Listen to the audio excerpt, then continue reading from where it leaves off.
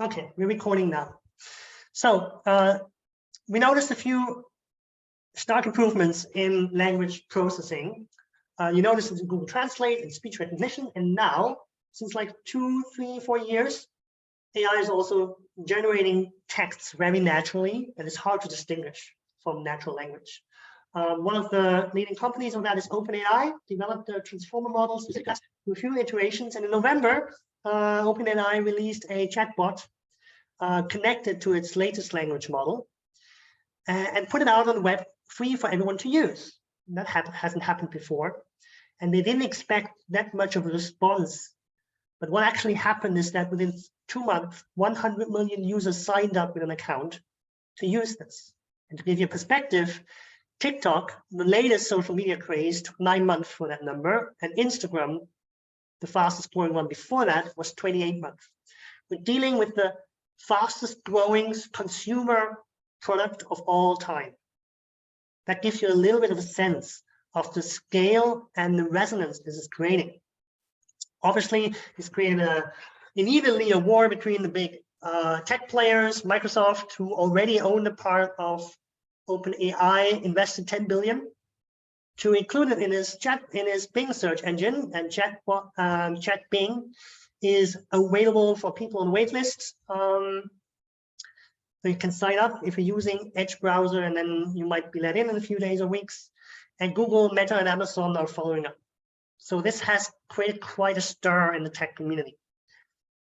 So what is this thing? Let's dive in and take a look at what this thing does. So with any chatbot, you can ask a chatbot questions and in natural language, and it will spit out responses in natural language. That is quite useful in general for research. You can ask this bot anything basically that was ever written about, with a caveat. ChatGPT has only been trained on internet content up to the middle of 2021. So anything that happened after that, it doesn't know. For it, Trump is still president and the Ukraine war hasn't happened. So you have to consider that when asking questions and going back further in time. But you can ask literally about anything, and I go into this mode here, so I can copy text. Here, I can ask any questions here. For example, what about shrinking space? That is the interface. And it's just one line of chatbot interface, and you copy the text, paste it, and you ask it, what is shrinking space? And why it's important in development? And it gives you a response. The response is quite well written up. Where does it know it from? Well, it's not actively searching the internet, as I just explained it. It's also not storing this in an active database where it's getting it out. It was trained on the internet, and what it does understand neither this term shrinking space, not what development means. All it knows is that the term shrinking space is in all likelihood related to these other words, namely civil society, participation, intimidation, political development, freedom of speech, freedom of assembly, and all that kind of thing. And with these relationships in mind, he's able to craft natural language text that is very plausible and probable, and it resembles a lot of the material that has been trained on. He will not quote literally any material. He knows the relationships between words like shrinking space and freedom of assembly and civil society and so on, and therefore is crafting this text. It's not smart at all. It's more or less like an autocomplete on steroid, but the result is quite stunning because most of it, what it says, is very accurate and actually very helpful. You have to keep in mind that this works very well on material that has been trained on, meaning stuff that is available in the internet quite widely. The more niche the topic gets, the smaller its data foundation is, the more likely he is to actually invent stuff. Meaning, in the term for that in the community is called hallucination. He hallucinates facts that don't exist or relationships that don't exist. And the more niche the topic is, the more likely it is that he will hallucinate. For example, if you're asking about a topic within your organization that the internet doesn't know about, and you force him to give you an answer, he will give you an answer that sounds very plausible based on word relationships, but it's just utter bullshit. So you have to be mindful to do this, these kind of question answering, on issues that you can judge the response yourself. Does this actually make sense? Oh yeah, this reminds me of something. Oh no, this sounds fishy. I'll have to look this up yourself. Basically, treat it like an intern that you give a task on a topic that you roughly know about. Intern comes back to you and you can never use this output one-to-one. You will always have to review it, and probably edit to some extent. But it's a great starting point. It saves you a lot of time. And unlike the intern who will take 1 hour to research this, ChatGPT did it in 10 seconds. And that is the scope of innovation that we have here. It's just the rate of speed in which this thing is developing content that actually what makes sense. You can also then follow up on this. For example, you can then ask him, now that we talked about shrinking space, can ask him, give me 5 examples of shrinking space on different countries. Display them in the table with columns for country, situation, effect, and impact. Then he will write up the table, fill the table with some examples that he will know from his online training.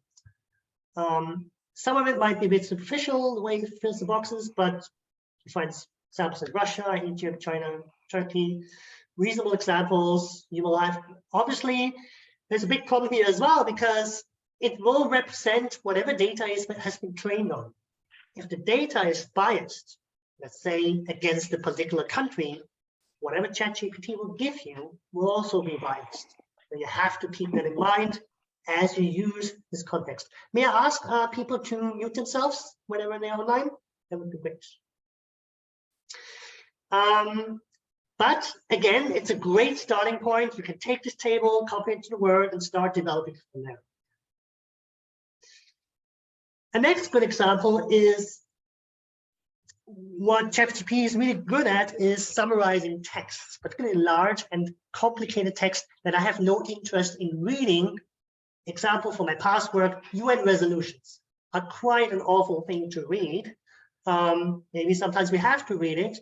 So let's go to one of these UN resolutions and ask ChatGPT to summarize it.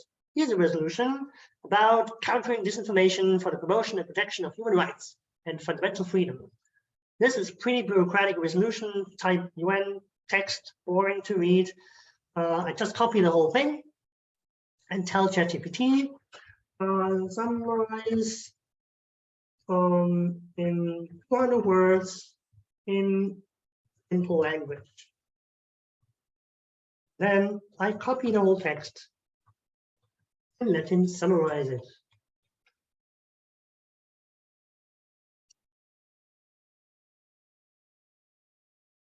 That saves me quite a long time, because now I get the gist of what this resolution is about. I can say make it even shorter and can dig into it. And most of the time, this is pretty actually, this is quite correct most of the time, because I fed him particular content. It's much less likely to hallucinate because I'm asking specifically, here's text, do something with this text. Now that I gave him this text, he also knows the resolution and I can ask a follow-up question. For example,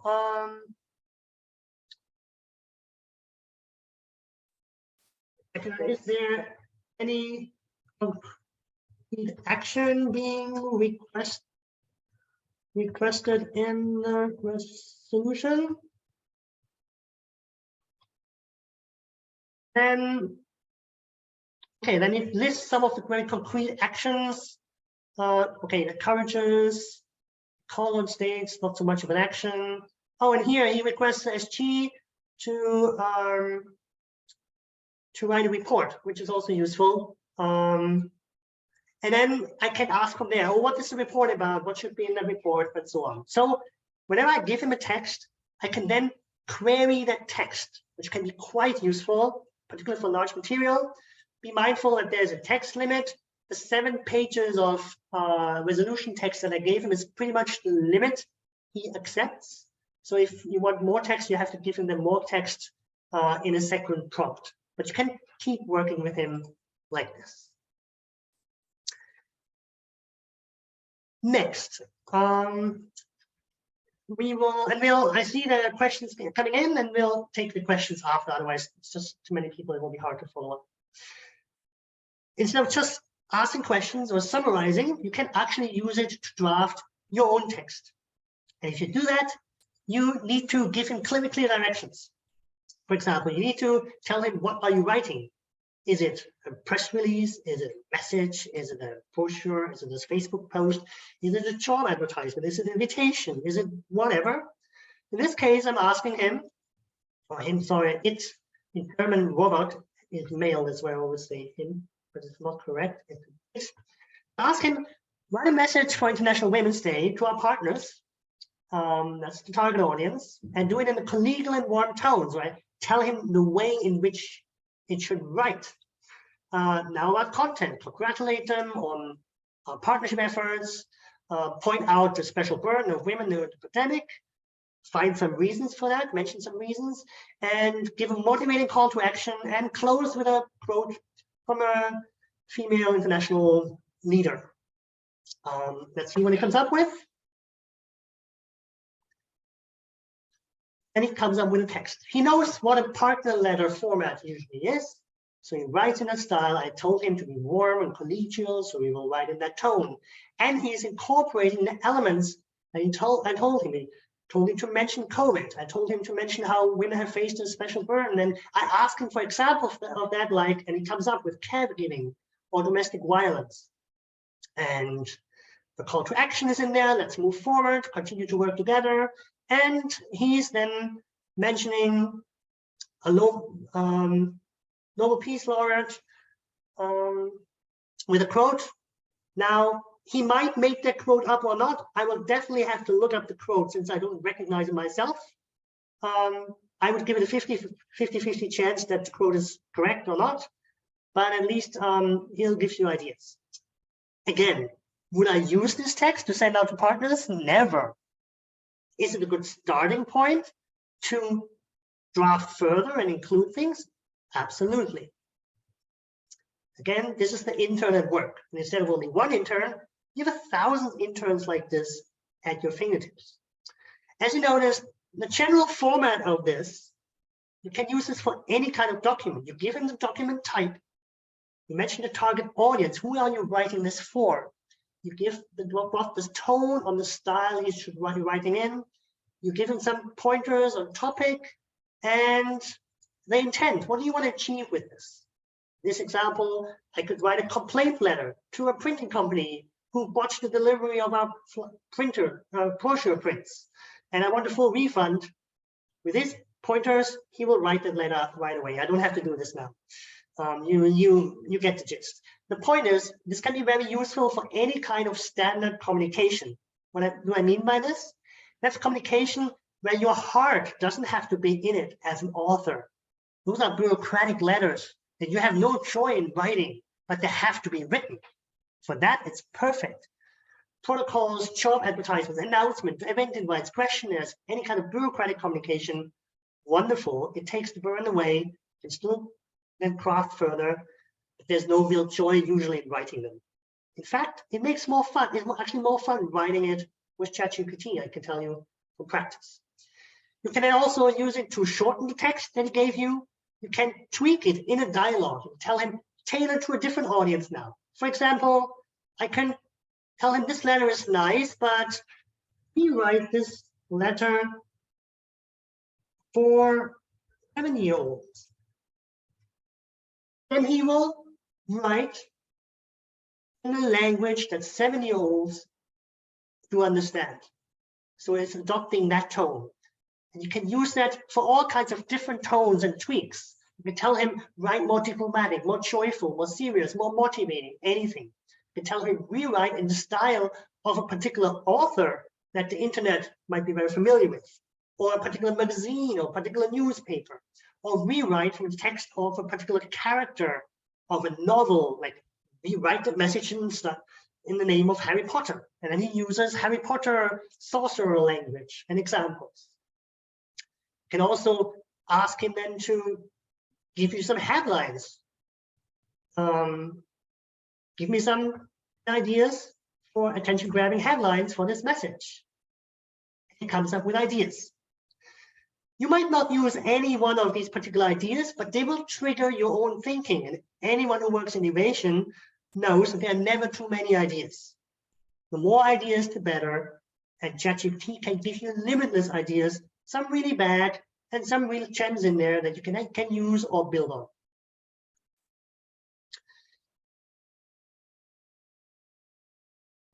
Another example of drafting text, which is very useful in the NGO context, you know, the PEXP grant application process, and every organization that offers grants, submissions have different templates and different questions that they ask, and you might have to submit your projects to different places. Well, let's take an example of this one, grant application for the Global Partnership for Education. That's this website, and they have a grant process here for the program development application. You download the template. This is the template. This is how it looks like. And okay, so here we have a structure that you should generally follow. And then for each of these segments, it comes up with the typical questions that you have to then fill. Oh, for context, provide this. Well, let's let ChatGPT do this. So I tell him, I need to write up a grant application. Let's do this with the following structure. Then I give him the structure. First of all,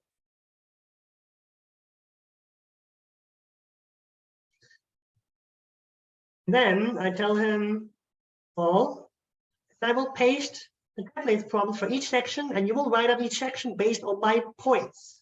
Here comes the first section, and here are my notes you can use for that. So this was the section from basically this here, from the first segment on context. So I asked to write out the context segment.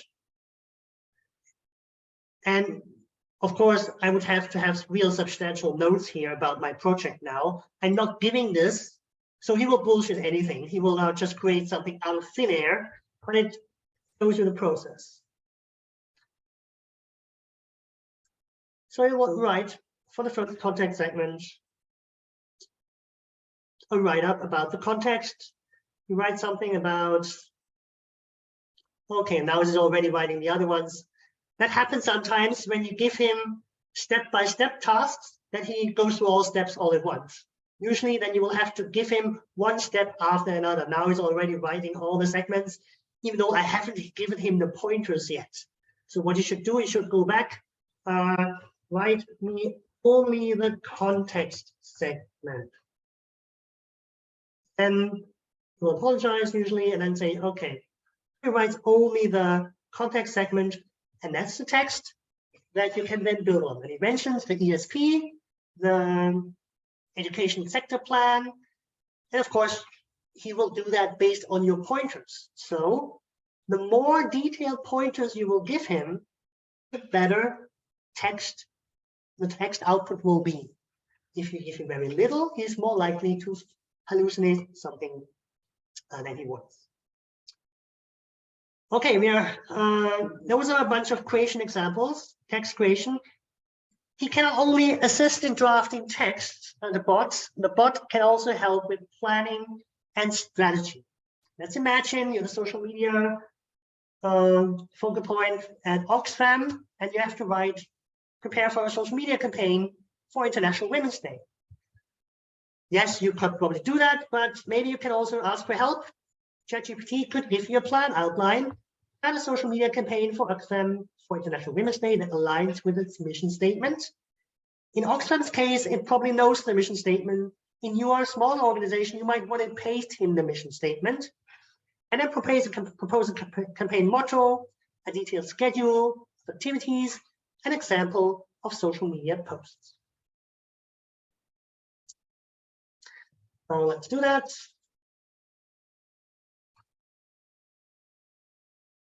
He comes up with a motto. He has a schedule of activities across weeks. Week 1, raise awareness, and some inspires action. He creates a hashtag. He asks me to share some things. Maybe you host a webinar in between. You share success stories of women. You share a petition asking policy change at the end to take action. And he crafts some social media posts that you might be able to use at least or build from. Again, would I use this right away like this? No, it's just a starting point. You can also ask, focus, give me just posts for Facebook or just posts for Twitter. Give me just an idea for an online photo campaign that we can do and go in more detail. You can now go back and forth and in a dialogue, develop that plan further. He's your sparring partner. The bot is a sparring partner in developing that plan and crafting it. He can also do analysis. And he knows quite a lot of management frameworks that are out there, where the common one is the SWOT analysis. You can throw any topic of him, at the bot. Sorry that I say him, it's really just in the German language. You can throw any topic at the bot, even very crazy ones, and he will come up with a SWOT analysis. In this case, a reasonable one in our context. Do one for NGOs in Kenya accepting donations in cryptocurrencies. Certainly a question which some NGOs have pondered and struggled with. Ask him to the analysis, and he comes out with the strengths and weaknesses and the threats and the opportunities. Access to wider donor base, increased transparency, faster transactions, weakness, volatility, limited adoption, regulatory uncertainty in Kenya. Increased donor engagement is an opportunity. Security risk might be a threat. And again, many of this you might have come up yourself, but there might be some in there that you might have not thought of, and then it really adds value, and you can develop from there.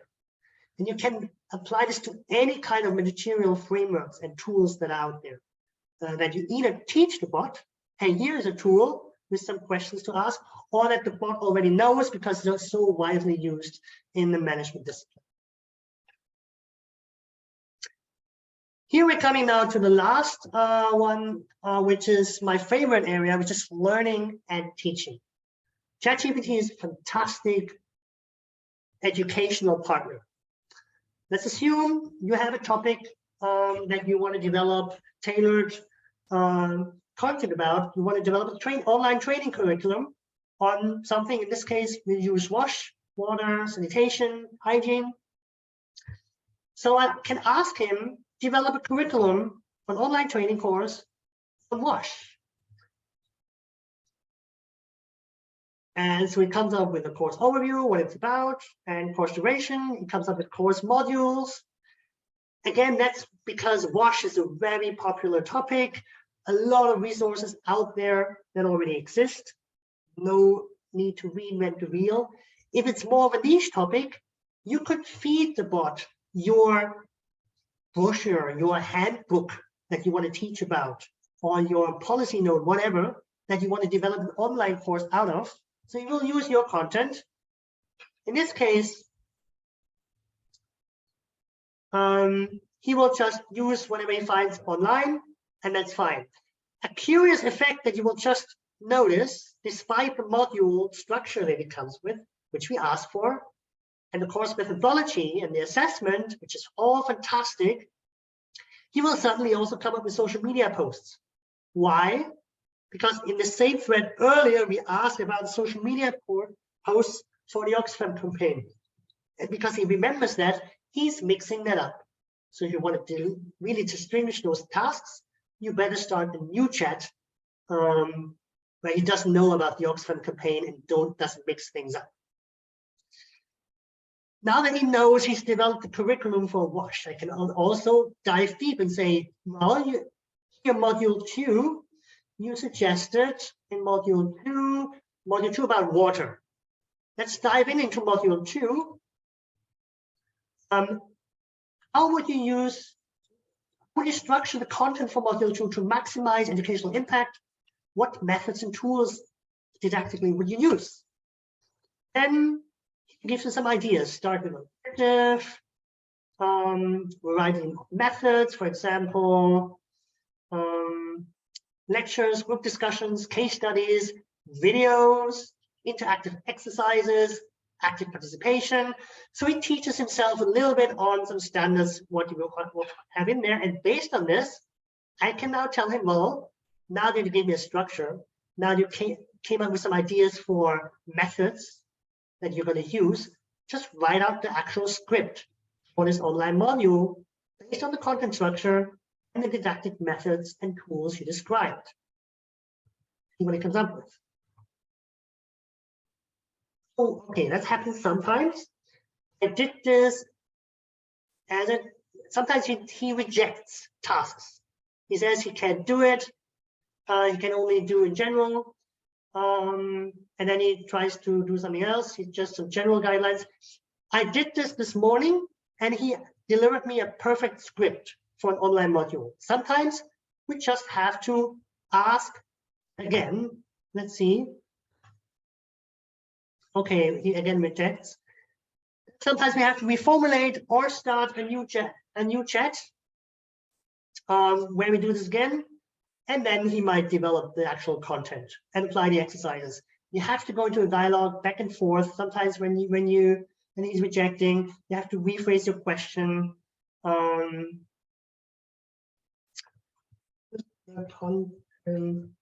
last try. Use the content structure.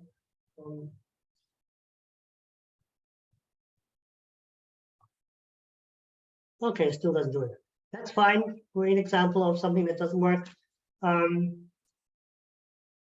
tried it twice you did it. Sometimes it doesn't do. You might start a new chat, and then you'll have to try again. But you will run into these things, and there will be bumps along the way. Another way, though, in which he can be a partner is because he knows about a topic, in this case, WASH, you can also just ask him, you are my personal training tutor. Engage in a dialogue with me in which you test me in practical exercises. Give me the first exercise and then wait for my response.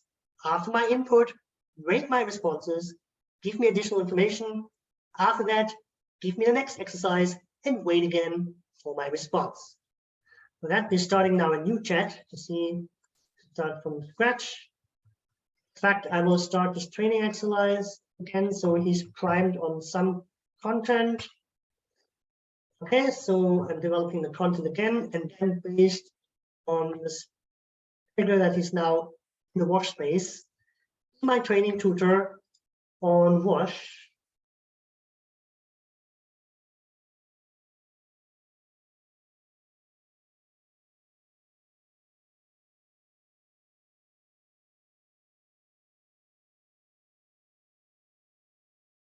You're my personal training tutor. Okay. Engage in a dialogue with me. First exercise, I would like you to assess the water quality of a sample using a simple test kit. Obtain a water sample from a local resource, follow instructions of web testing kit, record the results, and share it with me. Now, this wasn't a very advanced example. It's hard for me to do that because I don't have a test kit. I can just tell him next exercise.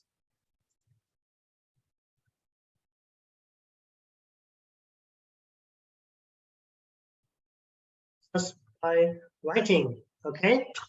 Clarify a bit. Explain the importance of hand washing to prevent the spread of infectious diseases.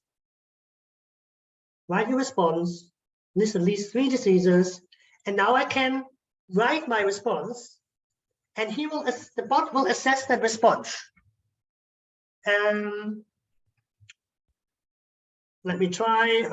Okay.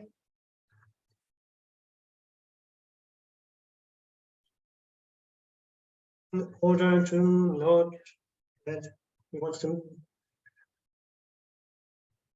Okay, that's a very simplified response. Start, hand washing before eating is important. Additionally, it's important But he also recognizes that that wasn't really very exhaustive in my response, obviously.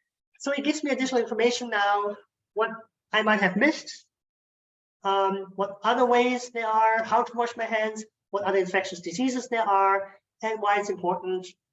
And he even gives me tips for proper washing hands. I hope this is helpful. And then next exercise, and then they continue. So this way I engage in the dialogue, I can practice my knowledge, apply, and get some feedback on it.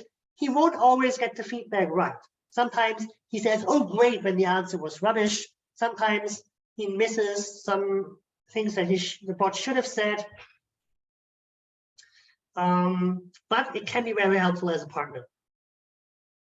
Similarly, and that's my last example, not from development, but from all of our work, he can be my training partner in job applications, something we have to do all the time, many of us.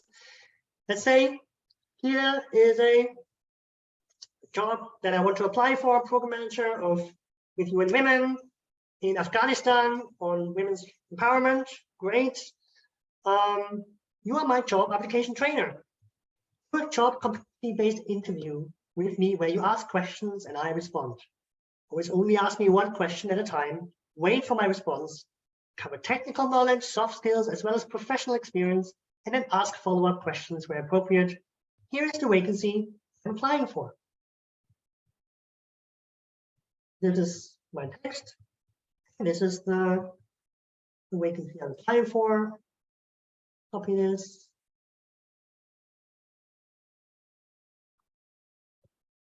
Copy. And let's start. Great, let's start the interview. Question 1, what experience do you have in this field?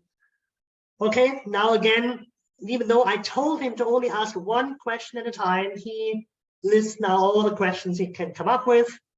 Fine. I must have to tell him now, only one question at a time.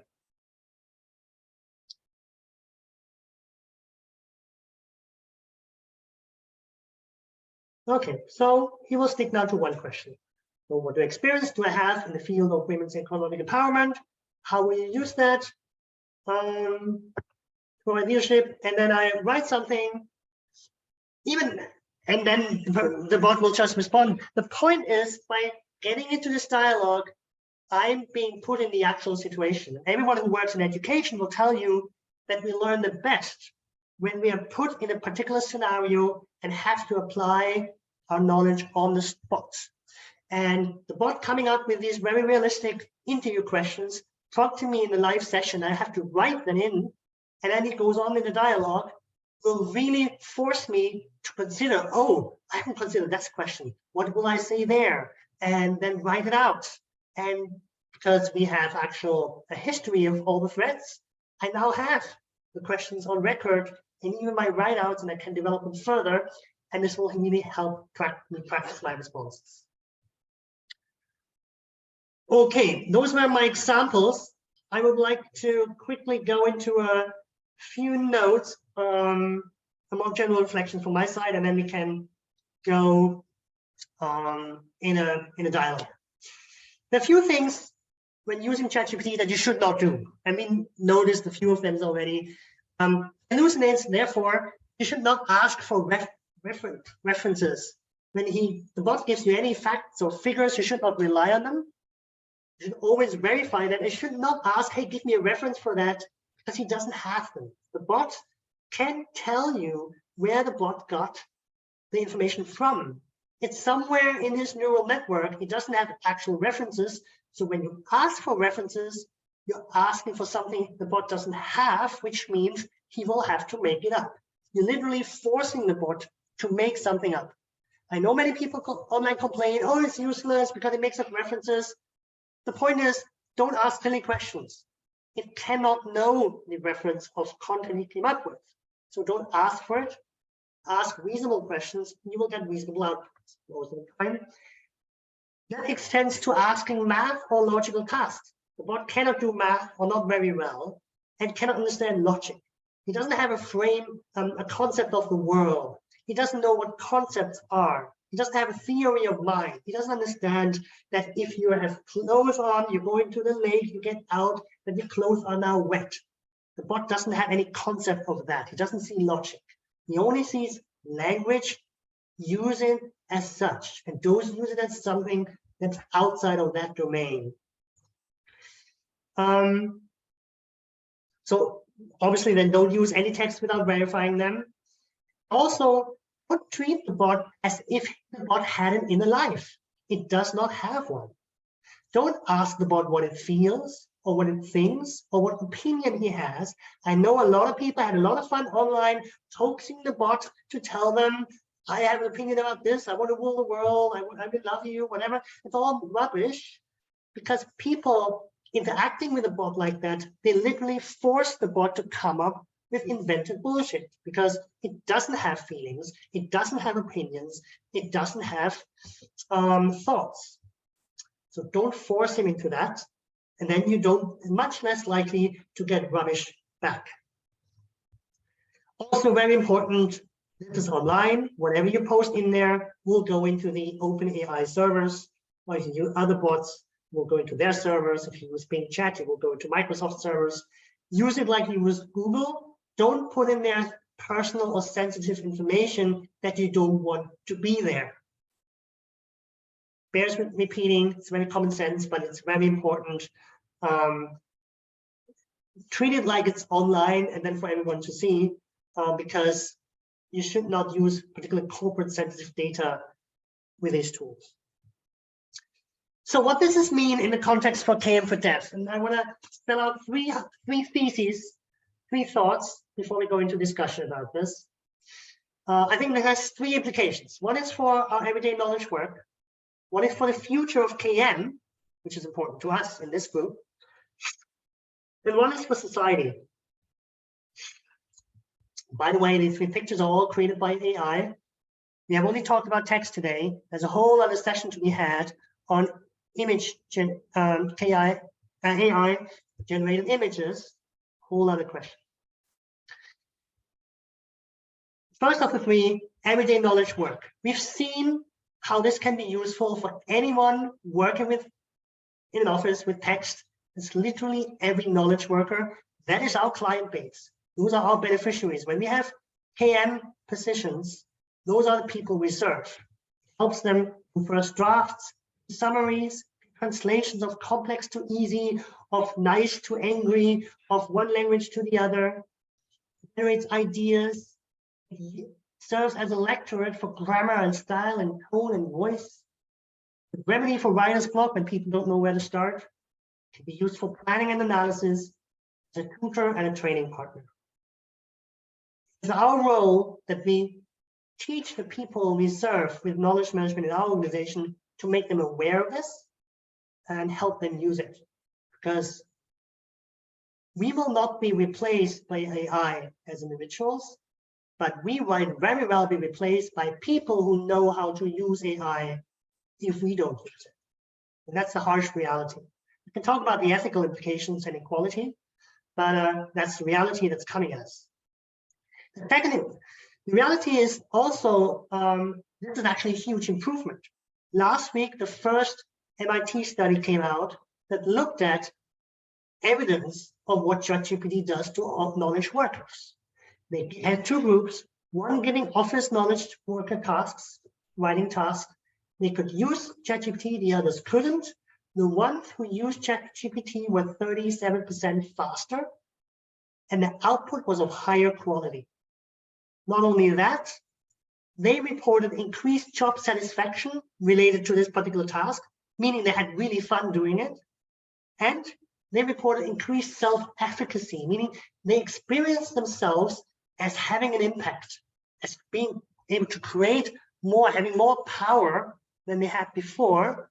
It feels like you have an augmentation that gives you more power than you had before, that allows you to produce. It's very empowering.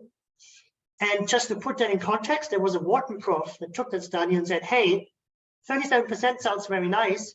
To put in context, this is on par with what factories in the 1800s experienced when they replaced manual labor with the steam engine. It was on a level of 40% productivity increase. We're talking about an innovation that will boost productivity, not for everything, but for specific tasks, at the level of what happened with the steam engine in the 1800s. This is the arc that we're spinning here, and it's very important to recognize that. The second one is, means something for knowledge management in our organization. ChatGPT knows the internet up to 2021. It does not know all the content that sits behind the firewall within our own organizations. All our corporate documents, our policies, our internal discussions, our intranet, everything that people found always boring writing down. Why should I write it down? Nobody's reading it, which is why it's so important to have communities. In the future, all that content will become very valuable because content unique to our organization. It's our competitive advantage. Every organization will have its own AI system sitting in-house, knowing all its internal content, all the stuff that all the others out there and ChatGPT itself does not know. This will be maintained internally. Nobody will have access to it. And you will be able to ask the system any question you want about our internal content. What is our corporate policy on maternity leave? What have we done on gender equality in Africa in the last 6 months? What is our project results, our learnings from all our climate mitigation projects? And what have been the learnings of all the auditors and evaluators of the last 5 years? And write a summary about that, and write me a briefing note for my supervisor, or do a presentation about it. It can also then create any kind of content about it. Write me a brochure about it, an article, a blog post, anything, based on the content of our own organization. We're not there yet. Take a little bit of the excitement away. Those systems are too expensive, and we haven't solved the hallucination problem yet. A Q&A machine for corporate policies is no use when it sometimes hallucinates the response to maternity leave policies. It needs to be correct. The industry is working really hard on this problem. It will try probably to combine semantic search based on AI within the organization, combine it with language models and decision-making models and fact-based checking engines. So we'll combine several models together to deliver this, but we will get there. Right now, there are some organizations who are working on this. They cost like $500,000 plus. We're not there for the regular NGO. My estimation is, and it might be wrong, that in the next 3 years, let's say 2 to 3 years, every development organization will have to prepare itself to make an investment into a system like this, depending, of course, on the amount of proprietary content it sits on. Some organizations are very old. They have 50 years of archival content that might be valuable. But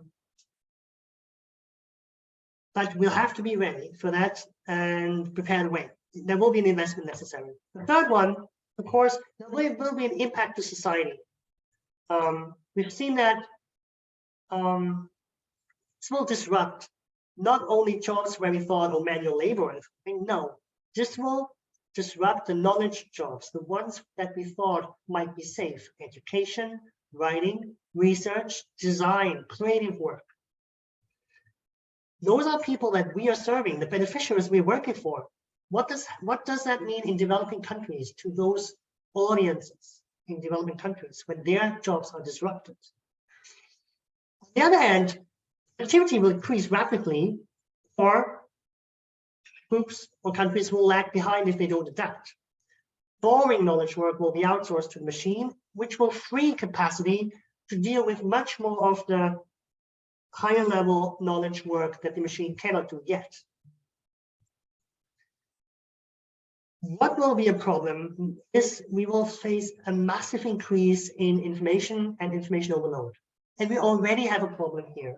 With all the human created content, what happens now if this will be joined by lots of AI generated content that will flood the web? And that will happen. it will make, for example, democratic discourse very difficult. How can I have a democratic discourse and meaningful conversation when I'm not even sure whether the conversation partner I'm discussing COVID policies with is even a person or just a bot that has been dispatched by some nefarious actor who wants to influence policy? And that will happen because now somebody who wants to influence elections doesn't have to have a troll farm with 200 people sitting in some troll shop writing fake posts online. He just has to deploy a bunch of bots and let them flood the web with misinformation, disinformation, deepfakes, and manipulative content. And we haven't even started to see how they will look like yet. We will, as a development organization, have to deal with the fallout of this. I don't think there's much that societies right now can do to prevent this. I know regulations on the way, EU AI Act is on the way. They have to go back to the drawing board because all their policies have been written up before ChatGPT came on the market, and then now it's disrupting even that process. And whatever regulation we have, nefarious actors won't care about them. They will still be able to have their own language models and dispatch those bots. So how will we deal with that? 3 suggestions in the very short term that I do, and then I'm at the end. First, the first one, everyday knowledge work. Let's go into the organization and teach all our colleagues about the potential and the downsides and the practical applications of these tools, the retail tools that everyone can access, like ChatGPT or like Bing Chat or other tools. Second, if we have a precision knowledge management in the organization, it's our job to make our organization ready to maintain its own system that can be trained on its own proprietary content, to have this question and answer machine ready and prepare for the investment. We might have to play with some prototypes. We have to deal with the data, prepare the data. We have to identify scenarios where this is reasonable. And we have to plan a financial investment, because the organizations who won't have such a system will lag behind those that do. That's just the reality. And on the society level, I think we have to ready ourselves strategically in our organization for that wave that is coming. Let's just start having these discussions. And today is, of course, the first step into this. Not the first, but one of the steps into this. There is a wave coming, and not everyone right now is aware of it. And if such a wave is coming, it's really huge. If we're not prepared for it, it might crash over us and bury us. Or if we see it coming and understand what it is, we might just catch it and ride it, and it will carry us very far and very fast. And we might even have fun along the way. So with that, I'm happy to field any questions you might have, and I'm asking desperately for Gladys' assistance in fielding the questions. I see 23 chat messages. So have you seen any questions that we should dive into?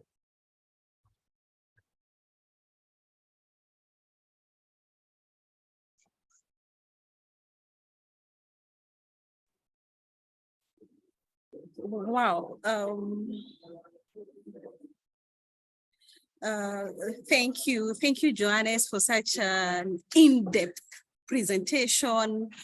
And I love the fact that you've really structured your presentation very well. Some of us who've never used the ChatGPT feel like we now really understand how the chatbots works. And I also love the impact that you've well described on knowledge management. And I think this is an area that us as knowledge managers, we really need to dig deep into and do more research, especially on the many questions that are arising from the chat box. And I've had, for example, I've seen a question on references, and something like copies on the board. But anyway, these are things that I think the discussion will deeply go on for us to learn more. And also, I love the bit that you've also given the negative effects of ChatGPT. And I feel like as knowledge managers, we really need to be on the lookout. As we follow your suggestions, I feel like we will be able to somehow be able to maneuver around the negative effects of ChatGPT.